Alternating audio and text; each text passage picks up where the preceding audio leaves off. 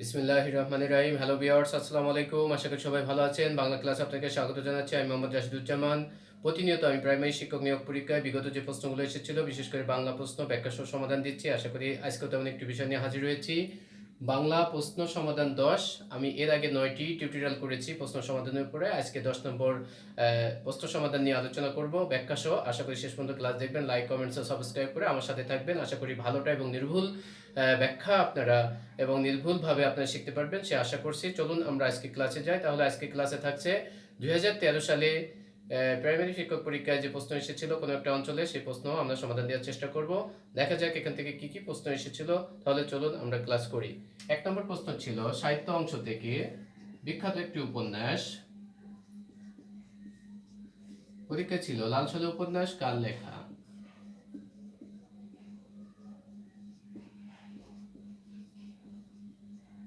আমরা এর আগের একটা টিউটোরিয়ালে দিয়েছিলাম যে জমিলা চরিত্রটি কোন উপন্যাসের, সেটা কিন্তু লাল সালু উপন্যাসের। জমিলা বিদ্রোহী বধূ, এই বিদ্রোহী বালিকা, তিনি মজিদের বিরুদ্ধে বিদ্রোহ করেছিলেন। সেই লাল সালু উপন্যাসের একটি চরিত্র ছিল জমিলা। আজকে বলছে লাল সালু উপন্যাসের রচয়িতা কে। আপনারা জানেন যে এমন একটা পপুলার উপন্যাস যেটা সবাই পড়ছে, বিভিন্ন ক্লাসে আমরা পড়েছি। সেই বিখ্যাত ঔপন্যাসিক গল্পকার লাল সালু উপন্যাসের যে লেখক, তিনি হচ্ছে সৈয়দ অলিউল্লাহ। সৈয়দ ওয়ালিউল্লাহ।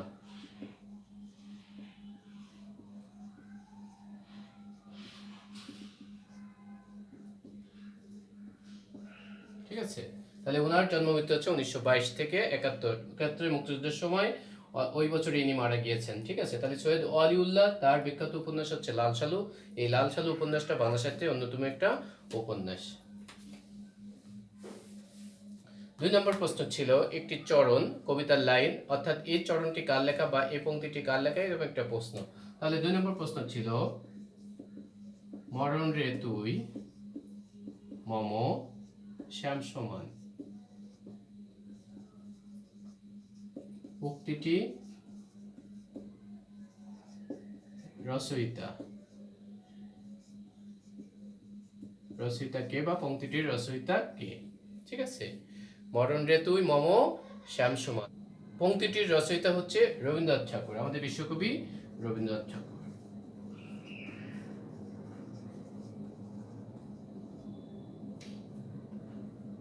মরণ রে তুই মম শ্যাম সমান, এই উক্তিটি বা চরণটির বা পংক্তিটির রচয়িতা কে। ঠিক আছে, আমাদের বিশ্বকবি রবীন্দ্রনাথ ঠাকুর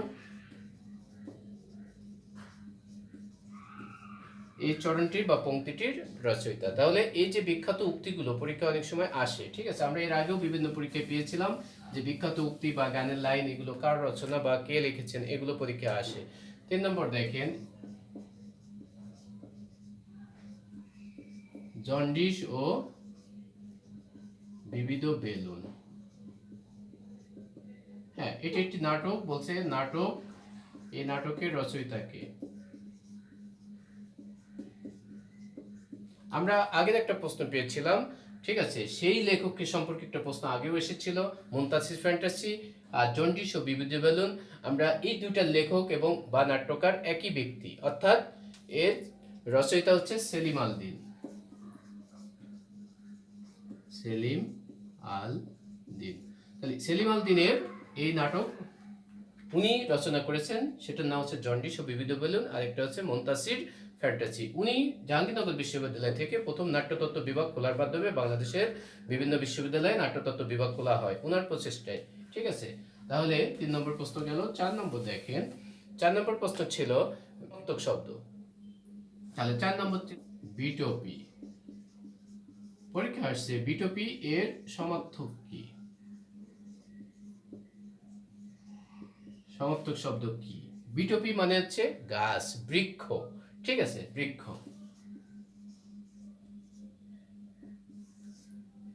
5 নম্বর ছিল কুটিল শব্দের বিপরীত কি।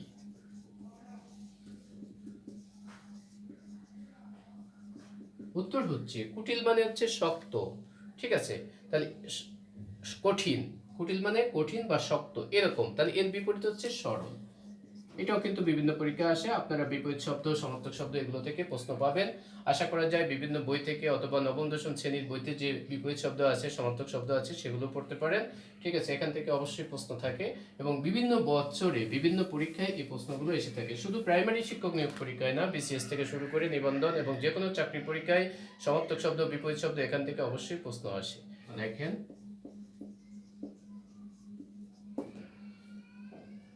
বাক্যের প্রতিটি শব্দের সাথে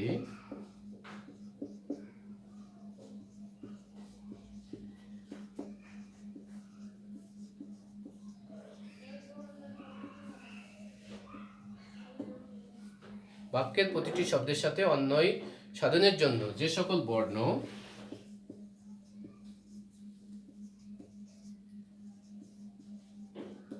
যুক্ত হয় তাদেরকে কি বলে? ঠিক আছে, তাহলে বাক্যের প্রতিটি শব্দের সাথে একটি শব্দের সাথে আরেকটি শব্দের লিঙ্ক বা সংযোগ করানোর জন্য যে বর্ণ বা বর্ণ সমষ্টি যুক্ত হয় সেগুলোকে কি বলে? আমরা জানি যে কারক ও বিভক্তি পড়ার সময় আমরা বিভক্তির চিহ্নটাকে আমরা কি করি, কারক ও বিভক্তি নির্ণয় করি। ওই বিভক্তিটা হচ্ছে দুইটা পদকে কি অন্যয় মানে মিল সৃষ্টি করে, সংযোগ সৃষ্টি করে, অ্যাটাচড করে, ঠিক আছে, লিঙ্ক করে। তাহলে সেই শব্দটা বা সেই শব্দের নাম হচ্ছে বিভক্তি। ঠিক আছে, আমরা কারক পড়ার সময় এই বিভক্তিটা কাউন্ট করি। বিভক্তি হচ্ছে দুই প্রকার, একটা হচ্ছে শব্দ বিভক্তি আর একটা হচ্ছে ক্রিয়া বিভক্তি। এই শব্দ বিভক্তি 7 প্রকার, 0 থেকে 7 পর্যন্ত। এই কারকে আমরা এই 7টা বিভক্তি শব্দ বিভক্তি ব্যবহার করি। যেহেতু শব্দ বা নামের সাথে এই বিভক্তিগুলো যুক্ত হয়, এই জন্য নাম হচ্ছে শব্দ বিভক্তি। আর ক্রিয়ামূলের সাথে যেটা যোগ হয় সেটা হচ্ছে ক্রিয়া বিভক্তি। ঠিক আছে, তাহলে বাক্যের প্রতিটি শব্দের সাথে অন্বয় করার জন্য যে বর্ণ যুক্ত হয় তার নাম হচ্ছে বিভক্তি। তাহলে ব্যাকরণ অংশ থেকে এবং সাহিত্য অংশ থেকে অবশ্য ব্যাকরণ অংশ থেকে বেশি প্রশ্ন আসে এবং সাহিত্য অংশ থেকে একটু কম আসে। ঠিক আছে, পরের প্রশ্ন দেখেন, কোনটি করণ কারকে সপ্তমী বিভক্তি?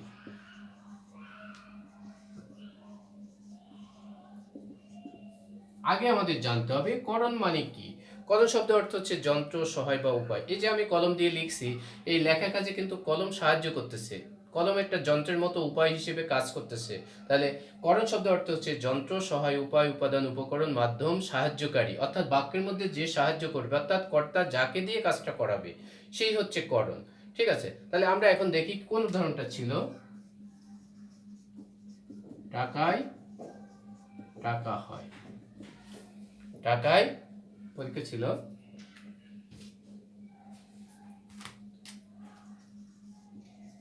কি না হয়। ঠিক আছে, তাহলে এখানে দাগ ছিল টাকায়।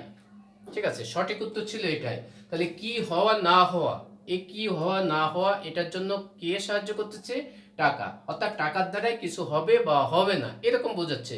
অর্থাৎ এখানে হবে, তাহলে টাকার দ্বারা কোনো একটা জিনিস হচ্ছে, কোনো জিনিসের সাহায্যকারী, কোনো একটা কাজের পিছনে যে সাহায্যকারী মাধ্যম, সহায়ক, যন্ত্র, উপায়, সেই জিনিসটা হচ্ছে করণ।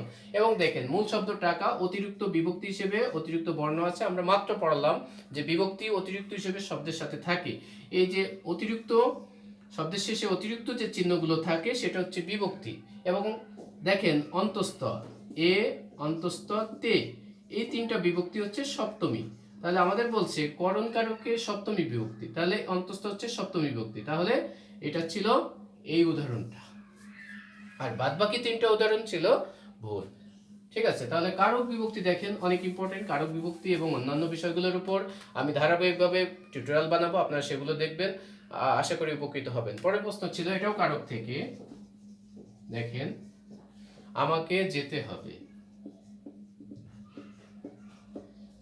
এখানে বলছে আমাকে কোন কারকে কোন বিভক্তি। ঠিক আছে, কোন কারকে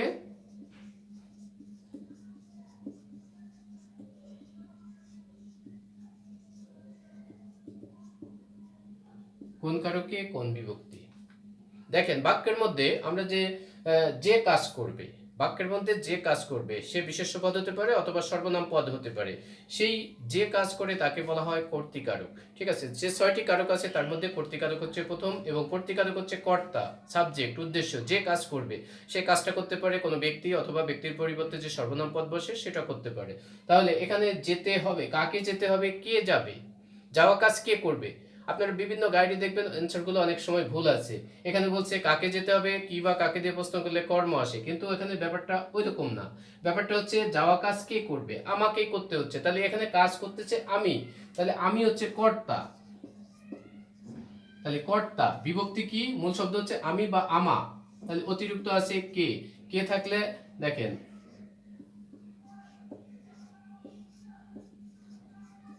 এই কে অথবা রে দুই বিভক্তিটা কোথায় আছে, দ্বিতীয়ের মধ্যেও আছে, চতুর্থীর মধ্যে আছে। আমরা কোথায় দেব, তাহলে একটা নিয়ম জেনে নেন, যখন চতুর্থী হবে তখন সেটা সম্প্রদান কারক হতে হবে। অর্থাৎ সম্প্রদান কারকে যদি কে বা রে থাকে তাহলে চতুর্থী হবে, অন্যান্য পাঁচটি কারকে যদি কে বা রে থাকে তাহলে সেটা দ্বিতীয় হবে।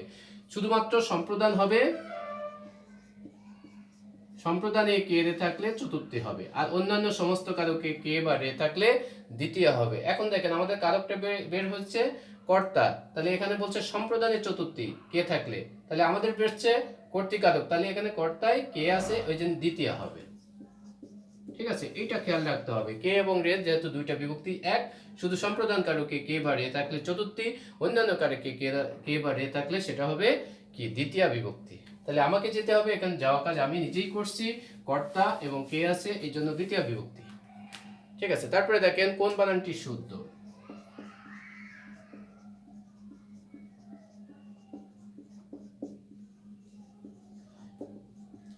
ঠিক আছে, এই প্রশ্নটা আগেও একদিন কোন একটা পরীক্ষা এসেছে, আপনারা সেটাও খেয়াল করবেন। দেখেন মুহুর্মুহু বানান, মুহুর্মুহু, এই বানানটা কি ছিল, শুদ্ধ। আর বাদ বাকি তিনটা হয় এখানে দীর্ঘকার ছিল, এখানে দীর্ঘকার ছিল, অথবা রেফ ছিল না, এখানে দীর্ঘকার ছিল, এরকম। আমি শুধু সঠিক অ্যান্সারটা আপনাদের জানাচ্ছি। তাহলে মুহুর্মুহুতে চারটাই রস্যুকার, আর শেষের মর উপরে রেফ, মু হুর, এই হর পরে যে রস্যু আছে এরপরে রজ উচ্চারণটা আসবে, এই জন্য রটা মর উপরে, অর্থাৎ চারটা বানানেই চারটা বর্ণের সাথেই রস্যুকার থাকবে এবং শেষের ময়ের উপরে রেপ থাকবে। এটা হচ্ছে মুহুর্মুহু। তাহলে আপনারা বানানের উপরে দেখেন গুরুত্ব দিতে হবে বেশি, যেমন বিভিন্ন বানানগুলো আসে, আকাঙ্ক্ষা আসে, মুহূর্ত আছে, আকাঙ্ক্ষা আসে, হ্যাঁ, এই বানানগুলো শুশ্রূষা আছে, এই বানানগুলো অভিষেক, বিভীষিকা, পিপীলিকা, এই বানানগুলো কিন্তু প্রায় পরীক্ষা আসে, অর্থাৎ আপনারা এটাও খেয়াল করবেন। আরেকটা বানান দেখেন, দুইটা বানান আসছে, দেখেন কোন বানানটি শুদ্ধ।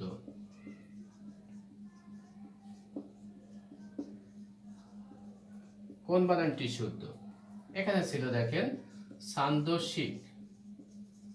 অনেক সময় আমরা মূর্ধন্য দিতে পারি, অথবা ওখানে তালব্য স বা মূর্ধন্য স দিয়ে আমরা ভুল করি। তাহলে আমাদের খেয়াল থাকতে হবে সান্দর্শিক বানানে দন্ত নয় দ এবং দন্ত স, এই দুটো ইনশিওর করতে হবে। ঠিক আছে, সান্দর্শিক, তাহলে এই বানানটা সঠিক। আর বাদ বাকি যদি এরকম থাকে, মূর্ধন্য নয় দ থাকে, তালব্য স থাকে, মূর্ধন্য স থাকে, তাহলে ভুল হবে। তাহলে সান্দর্শিক বানানে দন্ত স হবে। ঠিক আছে, তারপরে দেখেন বাক্য সংকোচন থেকে যে উপকারীর উপকার করে, সহজ, তাকে বলে, তাকে কি বলে, উপকারীর উপকার। ঠিক আছে, উপকারীর উপকার করবে, যে আমাকে উপকার করবে আমি তাকে উপকার করব, তাহলে কি হবে, কৃতজ্ঞ। যদি বলে উপকারীর উপকার করে না যে, না থাকলে কি হবে, অকৃতজ্ঞ। ঠিক আছে, উপকারীর উপকার স্বীকার করে না, কেউ আমাকে উপকার করছে আমি স্বীকার করলাম না, তাহলে আমি অকৃতজ্ঞ ব্যক্তি হয়ে গেলাম। আবার যদি বলে উপকারীর, এখানে যদি থাকতো অপকার, তিনটাই কিন্তু কাছাকাছি। ঠিক আছে, অপকার মানে ক্ষতি, আমি উপকার করছি সেই লোক আমাকে ক্ষতি করছে, তাহলে সেটা হচ্ছে অপকার, সেটা হচ্ছে কৃতজ্ঞ।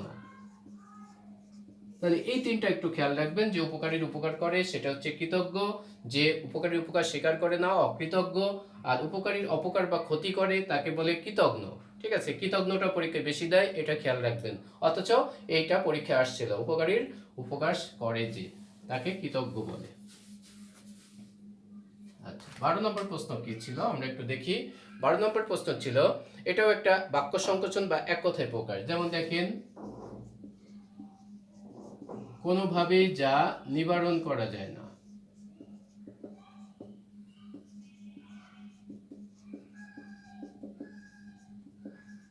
তাকে বলে, এক কথায় কি বলে। ঠিক আছে, কোনোভাবেই নিবারণ করা যায় না মানে সেই জিনিসটা হবেই, হবেই মানে কি, অনিবার্য।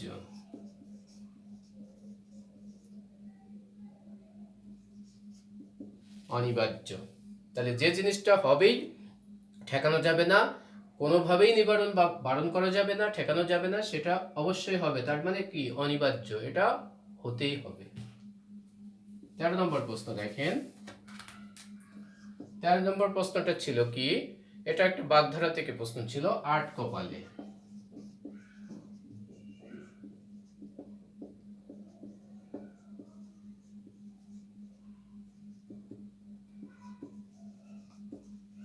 আট কপালে বাগধারার অর্থ কি?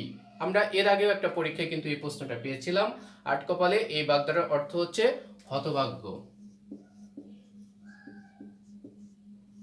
ঠিক আছে।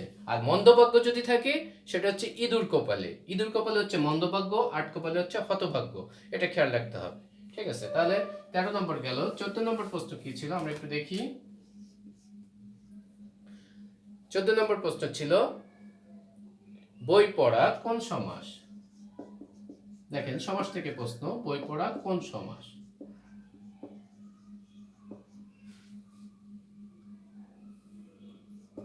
কোন সমাস? আমরা কারকের মতো 6টি সমাস পড়ব, এবং 6টি সমাস, প্রধান যে 6টি সমাস সেটা হচ্ছে দ্বন্দ্ব সমাস, দ্বিগু সমাস, অব্যয়ীভাব সমাস, কর্মধারয় সমাস, তৎপুরুষ সমাস, বহুব্রীহি সমাস, ঠিক আছে।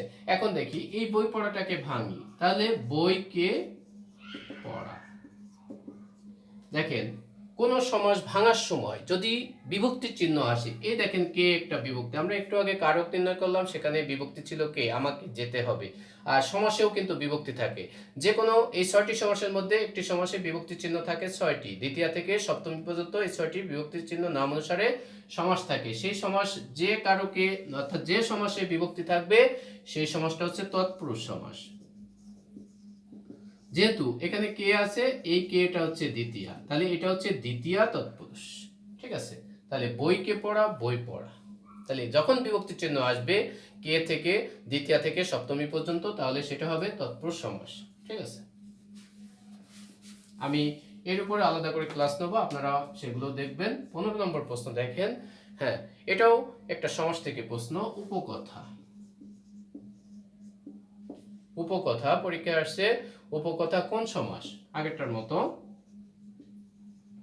দেখেন বিভক্তি যদি থাকে তাহলে তৎপুরুষ সমাস বলছি। এখন দেখেন এখানে মূল কথাটা হচ্ছে কথা, মূল শব্দটা হচ্ছে কথা। তাহলে এই যে মূল শব্দের আগে কি আছে?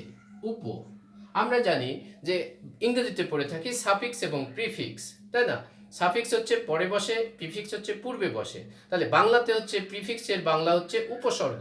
তাহলে যে সমাসের দেখেন পূর্বপদের সাথে উপসর্গ থাকে, তাহলে পূর্বপদ প্রথম পদের সাথে দেখেন প্রথমে বা পূর্বে কি থাকে? মূল শব্দের আগে যে একটা অব্যয় থাকে, উপসর্গ এক ধরনের অব্যয়, প্রিফিক্স বা সাফিক্স দুটোই অব্যয়, ঠিক আছে। তাহলে উপরে শব্দের আগে যেটা বসে সেটা হচ্ছে প্রিফিক্স বা উপসর্গ। তাহলে মূল শব্দ বাদ দিলে অতিরিক্ত যে চিহ্নগুলো থাকে আগে সেটাকে আমরা উপসর্গ বলবো। এখন কথা হচ্ছে উপসর্গ থাকলে কোন সমাস হয়? যেহেতু উপসর্গ একটা অব্যয়, দেখেন আমাদের সমাসের মধ্যে অব্যয়ীভাব সমাস নামে একটি সমাস আছে, অর্থাৎ পূর্বপদে উপসর্গ বা অব্যয় থাকে বলে এর নাম হচ্ছে অব্যয়ীভাব সমাস।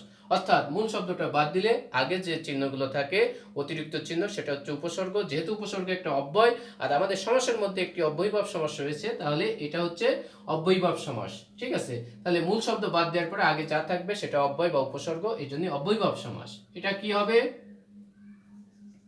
ভাঙলে কি হবে? কথার সদৃশ, অর্থাৎ কথার মতো যদি আরেকটা কথা হয় সেটা হচ্ছে কি? উপকথা। আমাকে এখানে ভাঙতে বলে নাই, বলছে যে উপকথা কোন সমাস, যেহেতু অব্যয় আছে উপসর্গ আছে এই জন্য এটা অব্যয়ীভাব সমাস, ঠিক আছে। তাহলে এটা আনসার ছিল অব্যয়ী ভাব, তাহলে এটা হচ্ছে অব্যয়ীভাব সমাস। এরপরে দেখেন সন্ধি থেকে একটানা 4টে প্রশ্ন এসেছে, ঠিক আছে, আমরা সেটা দেখাচ্ছি এখন। দেখেন 16 নম্বর। হ্যাঁ, আরেকটা সমাস থেকে আছে, তারপরে সন্ধি থেকে আসছে।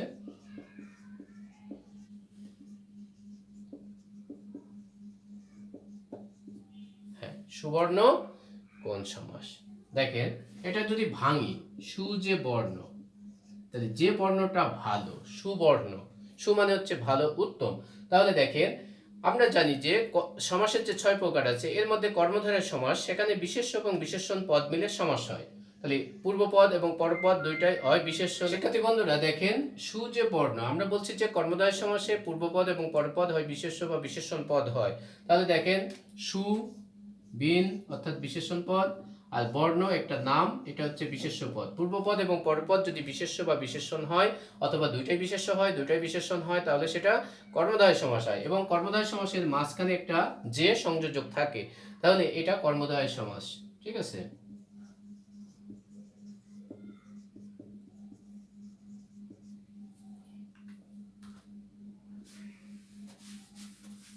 এরপরে দেখেন, আমরা সন্ধির কথা বলছিলাম, সন্ধি থেকে পরপর 4টি প্রশ্ন এসেছে, আপনারা সেগুলো খেয়াল রাখবেন। যেমন দেখেন, প্রথমটা ছিল সন্ধি থেকে ষোড়শ।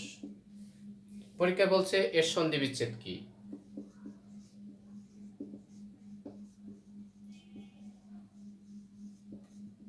ষোড়শের সন্ধি বিচ্ছেদ কি? ষোড়শ, ষোড়শ মানে কত? 16। তাহলে দেখেন, শর্ট মানে হচ্ছে 6 আর 10, শর্ট যোগ 10 সমান 16। এটা হচ্ছে 6, এটা হচ্ছে 10, সমান সমান 16। তাহলে শর্ট, শর্ট মানে হচ্ছে 6। ঠিক আছে। তাহলে দেখেন, এখানে ট আছে, এখানে দ আছে, দুইটাই ব্যঞ্জন, কিন্তু এই ট এবং দ দিয়ে ব্যঞ্জনের কোনো নিয়ম নেই, এরকম কোনো নিয়ম নেই। এই জন্য যখন নিয়মে পড়বে না, তখন ওই সন্ধি বা ওই সমাস বা ওই প্রত্যয়টা হবে নিপাতনের সিদ্ধ। যেহেতু এটা এই পাশে ব্যঞ্জন বর্ণ আছে, এই পাশেও ব্যঞ্জন বর্ণ আছে, তাহলে এটা নিপাতনের সিদ্ধ ব্যঞ্জন সন্ধি। আমাকে বলছে ষোড়শের সন্ধি বিচ্ছেদ, তাহলে আমাদের পরীক্ষায় এইটা আসছে, আর এটা হচ্ছে ব্যঞ্জন, ব্যঞ্জনের নিপাতন। যদি পরীক্ষা আসে নিপাতনের সন্ধি কোনটি, এটা। ব্যঞ্জনের নিপাতন কোনটা, এটা। বিশ্লেষণ কি, এইটা। তাহলে যে কোনো নিয়মে পড়ে নাই, সেটা হচ্ছে নিপাতন। নিপাতন মানে হচ্ছে কোনো নিয়মে পড়ে না, যেহেতু এটা ব্যঞ্জন, এই জন্য এটা ব্যঞ্জনের নিপাতন। আপনারা স্বর এবং ব্যঞ্জন বর্ণের যে নিপাতনের সন্ধিগুলো আছে, সেগুলো অবশ্যই পড়বেন, এবং সমাসে নিপাতনের বহুব্রীহি সমাস আছে, সেটাও পড়বেন। 18 নম্বর দেখেন, এটাও সন্ধি থেকে, পরপর 4টা প্রশ্ন সন্ধি থেকে ছিল। তারপর ছিল গবেষণা। গবেষণা বলছে এর সন্ধি বিচ্ছেদ কি। সন্ধি বিচ্ছেদ কি? ঠিক আছে, আমি একটা জিনিস দেখাই, এ, ওই, ও, ও, এই 4টা বর্ণ ভাঙার সময় যদি সন্ধিতে এই 4টা বর্ণ আসে, তাহলে ওই শব্দগুলোর উচ্চারণ কি থাকবে? যদি কোনো শব্দ ভাঙার সময় এ আসে, তাহলে ওই শব্দের উচ্চারণ হবে অয়, যদি ওই আসে তাহলে হবে আয়, যদি ও আসে তাহলে হবে অব, এবং ও থাকলে হবে আপ। অর্থাৎ একটা জিনিস খেয়াল করবেন, আমরা যদি এটাকে উল্টাই করি, কোন শব্দের উচ্চারণে আব আছে, তাহলে ও দিয়ে ভাঙতে হবে। কোন শব্দের উচ্চারণে অব আছে, তাহলে ও দিয়ে ভাঙতে হবে। কোন শব্দের উচ্চারণে আয় আছে, তাহলে ওই দিয়ে ভাঙতে হবে। কোন শব্দের উচ্চারণে অয় আছে, তাহলে এ দিয়ে ভাঙতে হবে। তাহলে আমাদের উচ্চারণ করি এখন, গবেষণা, গব, অব না আব, আব না গব, অব আসতেছে, তাহলে আমাদের অব, অব যদি উচ্চারণে আসে, আমরা কি দেব? ও।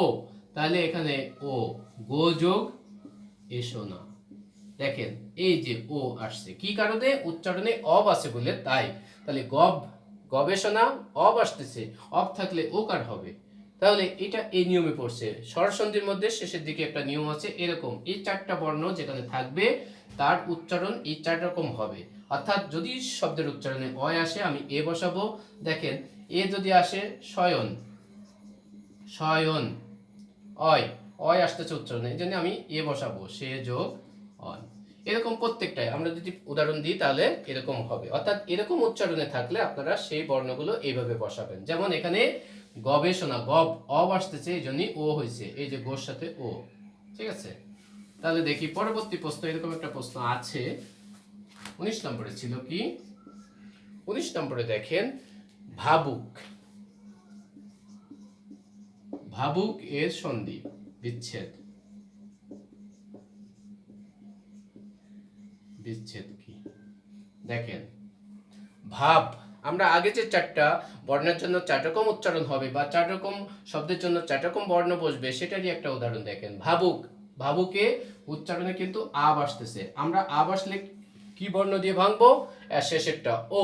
তাহলে এখানে হবে ভৌ যোগ উক, আর উচ্চারণে উক আছে, এই উকটা থাকতেছে, তাহলে ভৌ যোগ উক, এটা হচ্ছে ভাবুক। ঠিক আছে, এটাও স্বরসন্ধির মধ্যে। এই যে বলছি স্বরসন্ধির শেষের দিকে একটা নিয়ম আছে, ওই 4টা বর্ণের জন্য 4 রকম উচ্চারণ হবে। তাহলে যদি উচ্চারণে কোনো শব্দে আব আসে তাহলে ঔকার হবে। 20 নম্বর দেখেন ওইরকমই একটা প্রশ্ন, গায়ক। গায়কের সন্ধি বিচ্ছেদ কি, এটাও পরীক্ষায় মনে করেন এইভাবে আসছে। তাহলে গায়ক ওই 4টা নিয়মের মধ্যেই পড়ছে। দেখেন গায়ক আয় আসতেছে, গায়ক উচ্চারণে আসতেছে আয়। আমরা জানি কি আয় থাকলে কি হবে, ওইকার হবে বা ওই হবে।